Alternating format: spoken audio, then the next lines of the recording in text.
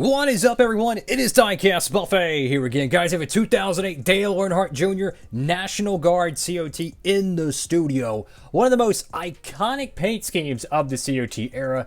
We're going to go ahead and take a closer look at it. So without further ado, let's go ahead and get the rotating base out of the studio. All right, folks, we got the rotating base out of the studio. This is a 2008 alternate or primary.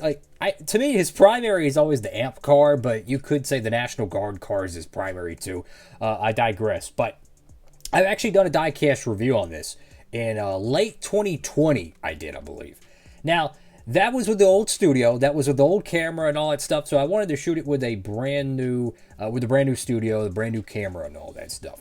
But the difference I noticed from that video to this video is this one's kind of yellowed, so we'll be taking a closer look at it. What's fascinating is look how amazing the plastic quality is. I mean, it's literally perfect. How the heck does that little piece of plastic yellow and nothing else does? I don't know. So in 2008, they upgraded their winter circle packaging from 2007, where you had this pull tab right here. At least I think you did. No.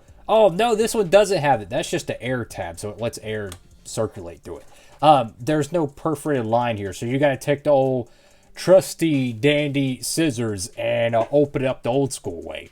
It's got Dale Earnhardt Jr. right there, Hendrick, amp, National Guard, 88. Got 08 right there for the year. And, yeah, I didn't get it at Goodwill. Someone else did, and I picked it up off them, so that's pretty cool. Anyways, this one does come with the magnet piece. They had so many different variations. You could get the plastic hood.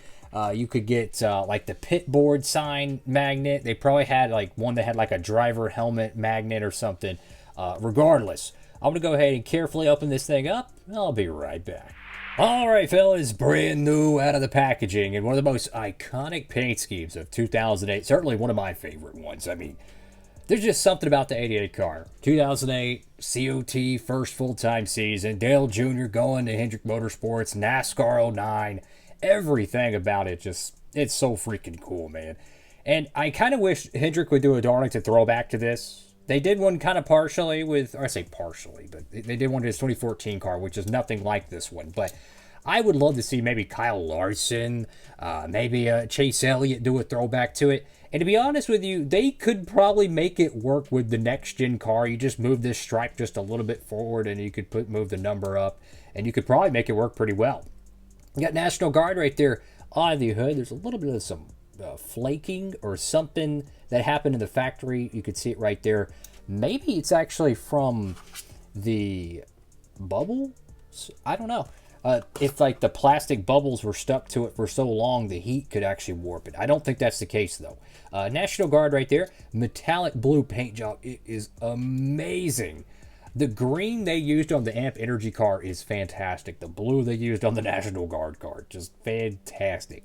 I think Dale Jr. actually had a pretty big hand in getting this paint scheme mocked up. Like they asked him, what type of paint scheme you want.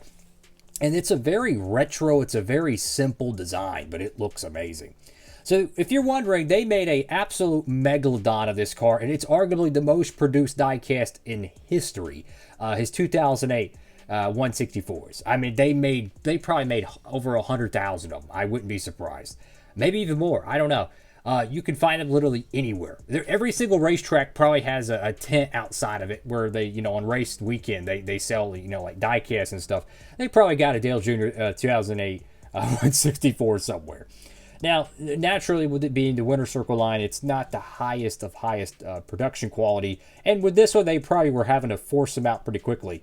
The whole front splitter here is pretty wonky, jaw. Honestly, that's no good. But yeah, you can see how they would paint the white on the cars.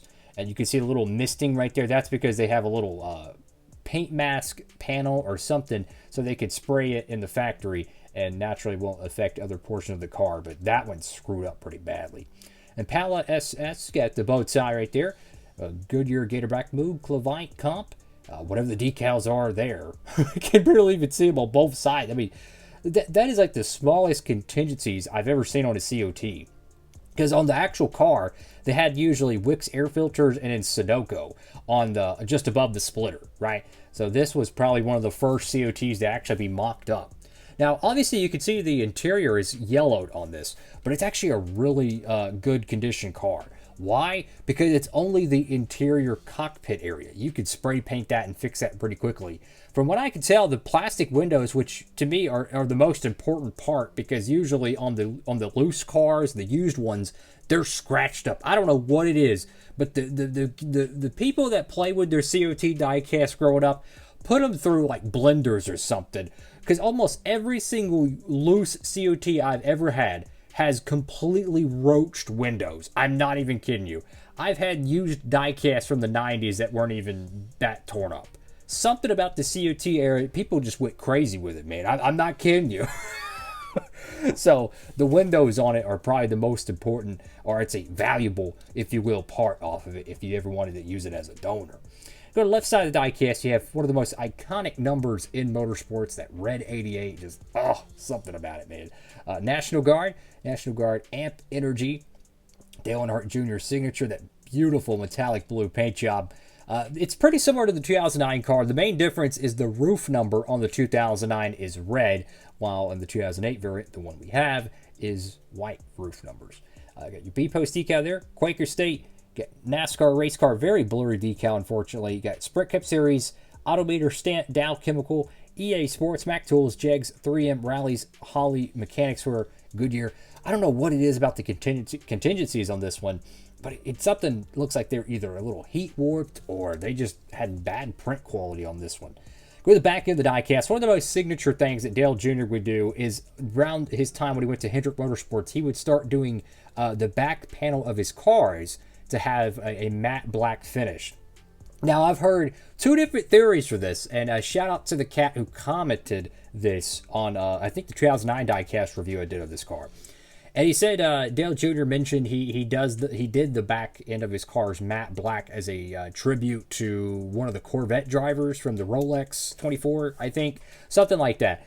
That's a very plausible theory, and it very well could be true, because it makes a lot of sense to me. The other theory I've heard is that some of the race teams would make the back bumper of their car black, so if they had oil and it leaked, they wouldn't black flag their car. You see what I'm saying? So if they had some, let's just say, some smoky unique engineering underneath the car to make maybe some of the rear end fluid or something on the car leak a little fluid on the racetrack, they wouldn't be able to tell from the back panel. They wouldn't black flag them, make them pit, and lose 8 laps at Bristol or something. So that's two different theories, and they both could be true, to be honest with you.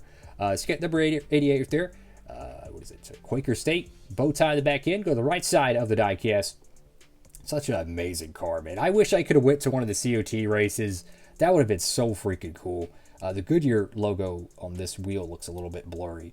So yeah, this was probably their most produced car ever.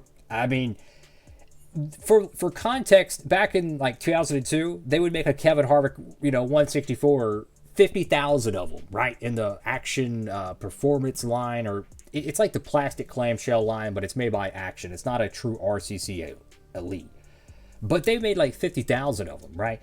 I truly wonder how many of these cars they made. I mean, they're everywhere. They're freaking everywhere. I think every NASCAR fan at some point probably had one of these.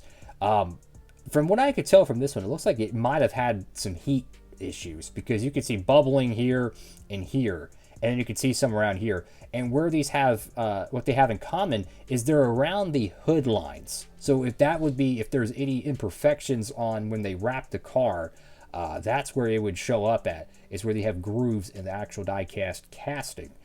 But I'm curious how many they actually made of this car. If it's 100,000, 200,000 of them, I would believe it. I mean, they made a megalodon of the 2008 Dale Jr. die-casts. You got your red roof rails, which look really cool. Then you have the Mountain Dew logo on the deck lid.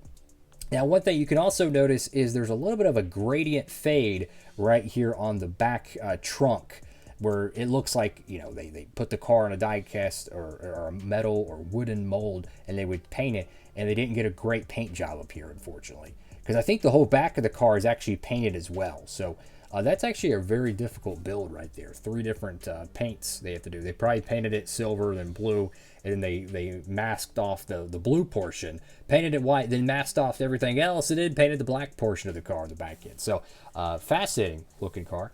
This is a little magnet that comes with it. It is the just a standard little die cut magnet. They made a ton of these little magnet things for the Winter Circle COT era. They had different variations of it. They would have one that had like a driver helmet, a pit board sign, just different little quirky things. They would do this up till about 2010 when Winter Circle basically went into retirement until 2022/2023. But a fantastic little trinket accessory. Really, really cool stuff. Love that. So, that's all for now, fellas. Thank you all so much for watching the video. Make sure to like, comment, and subscribe. And for all your new Diecast purchases, make sure to tap it over there at Circle B Diecast. Use promo code Diecastbuffet, and you can save on shipping. Make sure to tap in. Details in the description. Diecastbuffet, signing off.